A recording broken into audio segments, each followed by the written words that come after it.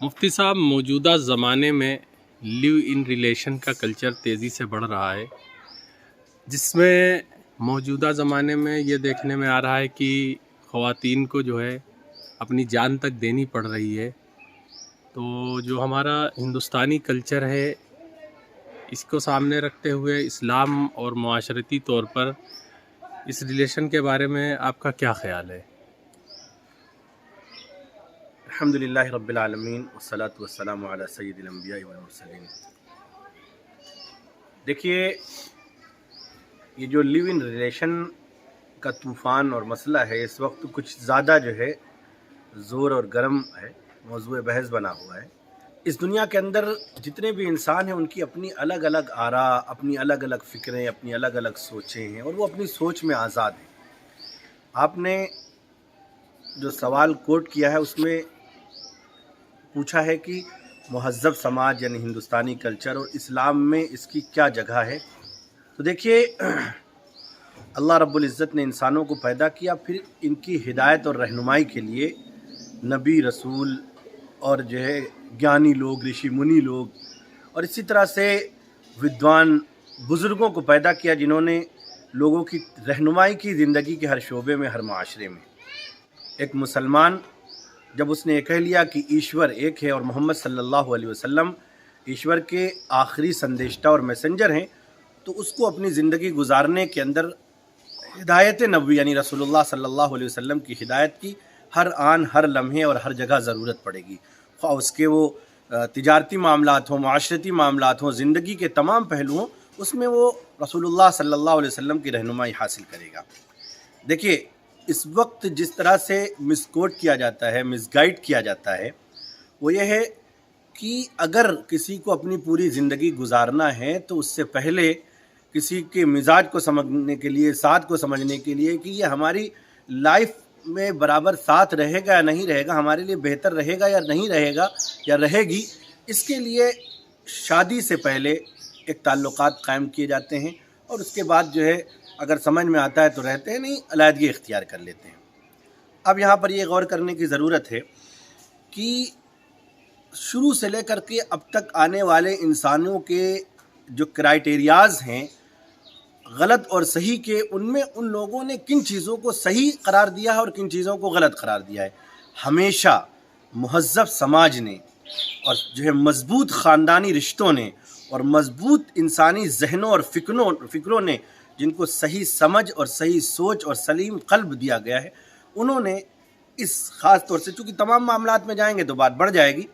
یہ خاص طور سے شادی کا جو مسئلہ ہے، یعنی شادی سے پہلے یہ لفظ استعمال کریے کہ کیونکہ ایک انسانی ضرورت ہے، جنسی ضرورت ہے، اس کو پورا کرنے کے لیے جو طریقہ بتایا گیا ہے وہ یہ نکاح،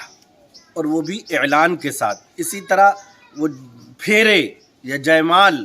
یا چرچ اور جو ہے گرودواروں میں جا کر کے اپنے بڑوں کے سامنے اپنے رشتوں کو رکھ کر کے نکاح کرنے کا جو ہے چلن، یہ ہمیشہ سے چلا آیا ہے، اور اس رشتے کو تصویب اور درستگی قرار دی ہے ہر اچھے ذہن رکھنے والوں نے۔ اب کہتے ہیں کہ ہماری غلطی یہ ہوتی ہے کہ ہم اس رشتے کو پہلے نہیں بتاتے ہیں، ہم اس رشتے کو پہلے نہیں بتاتے ہیں، بس یہ غلطی ہوتی ہے، اور ماں باپ یا جو ہے جو گارجین ہوتے ہیں، وہ لوگ جو ہے ان کی رضامندی اس میں شامل نہیں ہوتی ہے۔ دیکھیے، بات دراصل یہ ہے کہ صرف اتنی ہی رضامندی سے حالات بدل جاتے ہیں۔ جائمال پڑھنے سے پہلے یا نکاح کے 3 بول کرنے سے پہلے، جس سے جنسی تعلقات قائم کرنا معاشرہ اچھا نہیں سمجھتا ہے، نکاح کے بعد اس رشتے کو پاکیزگی بخش دی جاتی ہے۔ تو یہ جو نکاح یا شادی کا بندھن اور کلچر ہے، خواہ وہ ہندوستانی ہو، ہمارے غیر ایمان والے بھائیوں کے درمیان، یا دنیا میں کسی بھی جگہ پر، کسی بھی ملک، کسی بھی قوم کے رہنے والوں کے اندر جو ایک شادی کا بندھن ہوتا ہے، یہ مضبوط بندھن ہوتا ہے۔ دوسری چیز اس کے اندر یہ ہے کہ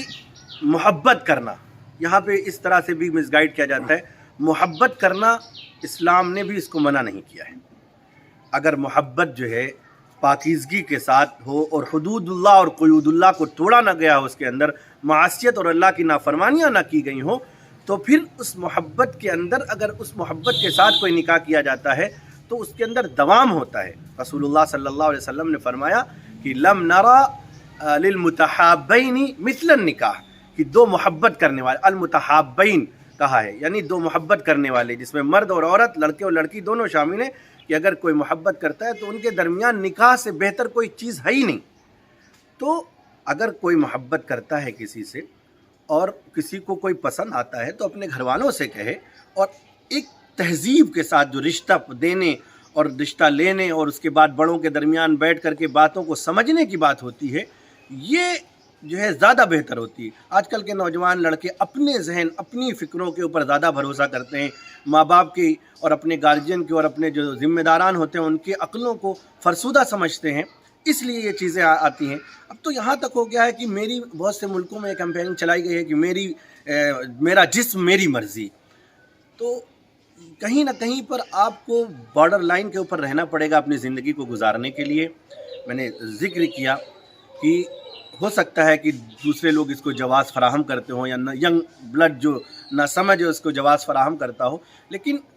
وہ بات میں یہی کہتے ہیں کہ ہماری غلطی یہ رہتی ہے کہ ہم اپنے پیرنٹس کو پہلے نہیں بتاتے ہیں. پیرنٹس کو پہلے بتانا اور پیرنٹس کے درمیان بیٹھ کر کے دوسروں کے یہاں جیمال کے ذریعے، پھیروں کے ذریعے یا نکاح کے دو بول کے ذریعے ہی وہ رشتہ مضبوط ہوتا ہے. تو یہ اس کو جو ہے لیگل سیکسول ریلیشن کہا جاتا ہے. اور رہی بات یہ جان گنوانا، تو نکاح کر کے بھی بہت سے لوگ جو ہے، یا شادی جیمال کر کے لوگ بھی بہت سے لوگوں کو جلا دیتے ہیں. جو گھٹنائیں جو ہو رہی ہیں یہ تو سراسر غلط ہیں ہی ہیں. یہ گھٹنا نہ بھی ہو لیو ان ریلیشن میں تب بھی لیو ان ریلیشن غلط ہے، سماج کو گندا کرنے کے لیے، نسب کو بگاڑنے کے لیے، اور بہت ساری جو ہے خرافات اور گندگیوں کو ایک مہذب سماج میں در کرنے کے لیے. آپ تصور کریں کہ اس مہذب سماج کے اندر ان چیزوں کی پہلے کبھی جگہ نہیں تھی، لیکن لوگ ان اچھے اور مہذب کلچر کو آج فرسودہ بتا کر کے اپنے پیر پر بھی کلہاڑی مار رہے ہیں، اپنی نسلوں کے پیر پر بھی کلہاڑی مار رہے ہیں، اور اس ریلیشن کے ذریعے جو دنیا کے اندر نئی نسل آنے والی ہے اس کو بھی ڈس آرڈر کر رہے ہیں. ان چیزوں پر غور کرنے کی ضرورت ہے. لوگوں کی اپنی اپنی رائے ہیں، لیکن ایک مہذب سماج اور خاص طور سے اسلام نے اس کو پسند نہیں کیا ہے. رسول اللہ صلی اللہ علیہ وسلم نے فرمایا کہ نکاح جو ہے نظر کی حفاظت کرتا ہے اور اعضاء کی حفاظت کرتا ہے، اور ایک محبت والے جو ہے معاشرہ عطا کرتا ہے. نکاح کو بڑھاوا دیں اور نکاح کو اعلان کے ساتھ کریں. یہ اسلام کا میسج ہے. شکریہ مفتی صاحب، آپ نے تفصیلی روشنی اس موضوع پر ڈالی.